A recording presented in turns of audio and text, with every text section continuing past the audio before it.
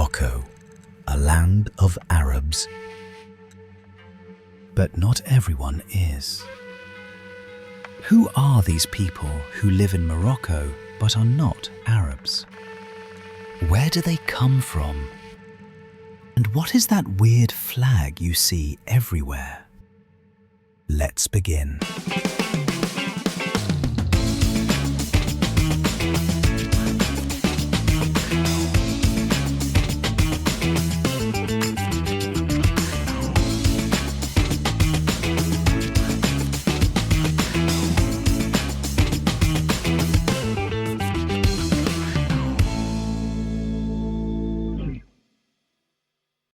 The Morocco we all know begins on March 2nd, 1956, after more than 40 years under French rule. At the time, the country was led by Sultan Mohammed V, who would become king a year later. He is still remembered as the father of independence of the Maghreb nation. But Morocco's history does not begin in the 20th century. It begins much earlier, around 300,000 years ago.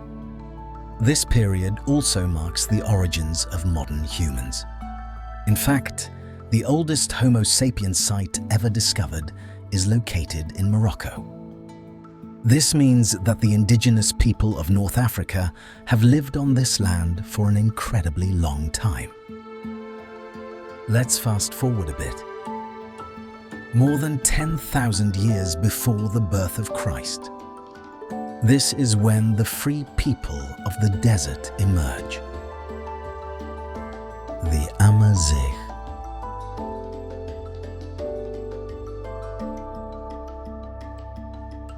Today, Amazigh people are known worldwide as Berbers. The word comes from the Greek barbaria and was later introduced by Arabs as al-Barbar. The Amazigh were not a single people, but many tribes spread across the Maghreb. They crossed the Sahara and navigated the Mediterranean for trade and travel. Their way of life was based on animal domestication and subsistence agriculture. Over the centuries, many civilizations invaded North Africa. Romans, Carthaginians, Byzantines, and eventually the French. But one invasion stands above the rest: the arrival of the Arabs. The first Arab expeditions into the Maghreb began between 642 and 669. Their expansion was directly linked to the spread of Islam. The Amazigh did not submit easily. They resisted fiercely, turning this into one of the most difficult military campaigns faced by the Arab armies. It was not until the early 8th century that Arabs gained full control of the territory we now call Morocco. Before this, Amazigh people followed many different belief systems, pagan religions tied to nature, local polytheistic traditions, Judaism, and Christianity. With the arrival of the Arabs, Islam spread gradually over the following centuries. Almost all other religions disappeared. The main exception was Judaism. Jewish Amazigh communities survived as an important minority. However, they lived under special taxes and legal restrictions.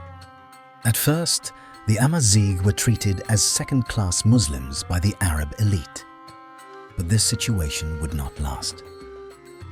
Between the 11th and 15th centuries, Amazigh dynasties rose to power. The Almoravids, the Marinids, the Almohads. These dynasties, led by the Amazigh, controlled large parts of the Maghreb. Even so, Arabic became the language of prestige and administration. Amazigh languages survived mainly in the Atlas Mountains, the Rif, deserts, and rural areas. From the 16th to the 19th centuries, Amazigh regions maintained a high level of local autonomy. Music, architecture, and customs continued to evolve. During this period, Amazigh identity became more regional than political. Though Arabs were not the only ones to shape Amazigh culture.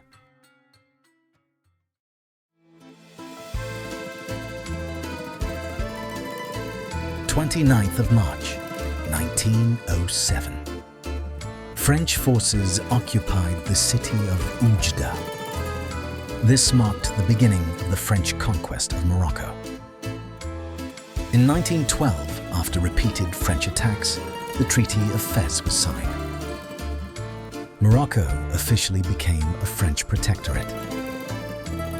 During the French protectorate, Amazigh identity was deliberately manipulated for political purposes. The clearest example was the Berber Dahir of 1930. This decree separated Amazigh regions legally from the rest of the country. Islamic law was replaced with customary law. The goal was simple: divide Moroccan society, weaken Islamic unity, and strengthen French control. This caused massive backlash from the nationalist movement. It also unfairly linked Amazigh identity with colonialism. After independence, this legacy contributed to decades of Arabization. Amazigh culture and language were marginalized. Paradoxically, the colonial period also helped preserve Amazigh languages. Many traditions were documented and survived in rural families and communities. In 2011, Amazigh was officially recognized as a language of Morocco. This recognition triggered a cultural revival. Amazigh language education expanded.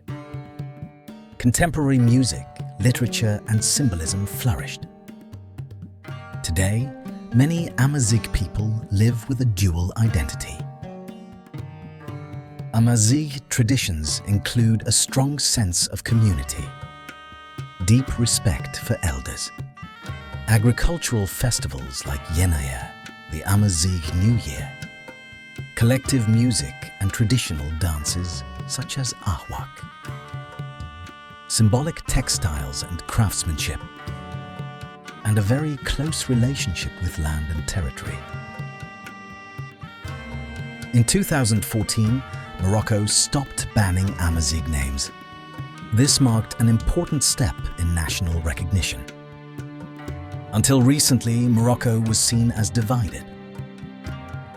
Arabs in cities and valleys, Amazigh in the High Atlas, Middle Atlas, and Rif. Today, that division is far less visible. Western culture has often portrayed Amazigh people as nomadic camel caravans crossing the Sahara. While this was true for some groups, it became an unfair stereotype. In reality, Amazigh people played a central role in trade. They built routes linking West Africa and Sub-Saharan Africa. Goods were transported to cities like Fez and Marrakesh.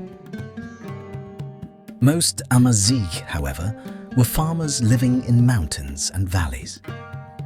Others were merchants and shopkeepers. Traditionally, merchants held higher social status than farmers. Over time, these roles changed. Despite sharing a common identity, Amazigh people are not homogeneous. Their language, Tamazight, has many varieties. Speakers from different regions often cannot understand each other. In the north, in the Rif region, Amazigh people speak Tarifit. This group is relatively small and concentrated in the Rif Mountains. In the Middle Atlas, Zayan groups extend roughly from Fez to Marrakesh. Their Tamazight has many regional variations, but is generally mutually intelligible. Some southern groups still live nomadic or semi-nomadic lifestyles. In the south, in the high and anti-Atlas, live the Shilha. They are the largest Amazigh group. They speak Tashelhit, often considered the most conservative variety. It is the main language used in Amazigh cinema and music. Other Amazigh groups include the Drawa in the Draa Valley, the Dades in the northeast, and tribes such as the Mezgita, Sedrat, and Ziri in the northwest. Today, Amazigh people make up around 40% of Morocco's population. Around 80% of Moroccans claim some Amazigh ancestry. In reality, most of Morocco's 37 million inhabitants are a mix of Arab and Amazigh heritage. And don't worry, I haven't forgotten. The Amazigh flag often confuses first-time visitors. Seeing it everywhere instead of Morocco's red flag with a green star raises questions. The flag was designed in 1970 by Mohand Arav Bessaoud, an Algerian activist and founder of the Berber Academy. In 1997, it was officially adopted at the World Amazigh Congress. Blue represents the sea. Green represents the mountains. Yellow represents the desert. And the red symbol is the letter Z from the Tifinagh alphabet. It represents free people and resistance. Although the flag is banned in Algeria today, it is widely seen across Morocco and other parts of North Africa. I really hope you enjoyed this journey through history. If you did, stay alert. Another video just as interesting, or even more, is coming very soon. See you next time.